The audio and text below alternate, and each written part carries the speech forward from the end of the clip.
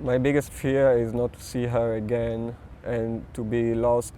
Noam Alon's girlfriend, Inbar Heyman, was brutally abducted by Hamas militants at that music festival and forced into Gaza. I just want to believe that she is alive, that she is there.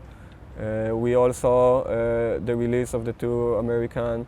I felt like there is hope. Like this is like the first step, but there will be many more. But with Israeli tanks and troops massing near the Gazan border, Alon fears a ground offensive will smother that hope. We are all expecting for a deal to happen, that Inbar and all the other hostages will return, and Hamas will get the things that he wants in return. And we believe this is the only way to end the story without risking all the hostages' life. So we must have a deal now. Are you happy with any deal? If she will be alive, yeah, of course. I just want her back. Israel says no deal, but Hamas is playing the hostage card. Friday, releasing 2 Americans, Saturday, alleging it would release 2 more hostages, which Israel, it says, rejected. Prime Minister Benjamin Netanyahu near the northern border Sunday called it lying propaganda. But pressure appears to be mounting in U.S. back channels for Israel to hold back on a ground incursion. So as you can see, these are our headquarters. This is our safe haven that we've created for the families of the hostages and missing persons. In Tel Aviv, in a former lawyer's office, 1,000 volunteers are working another offensive, a campaign called Bring Them Home. We all just kind of couldn't sit and wait for the situation to change. There are volunteer experts in negotiating, counseling, social media, even diplomacy.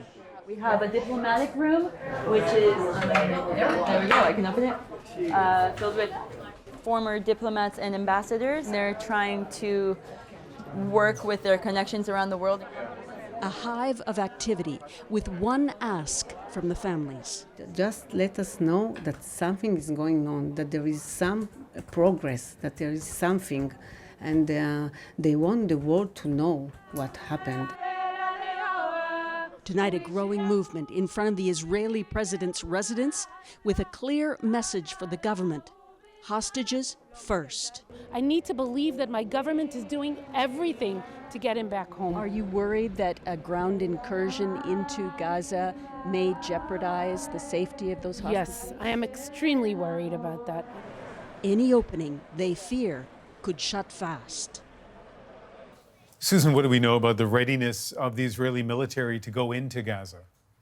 Well, a couple of signposts this weekend. We were told that they would intensify attacks on Gaza in order to reduce the threat to troops when they go in. That seems to be happening. And there was a battle between Israeli soldiers and Hamas inside the border fence in Gaza today. That was confirmed by the military, who said 1 soldier was killed, 3 were injured. But all we're officially hearing is they will go in when the conditions are right, and that gives them a lot of options. Susan Ormiston in Jerusalem tonight.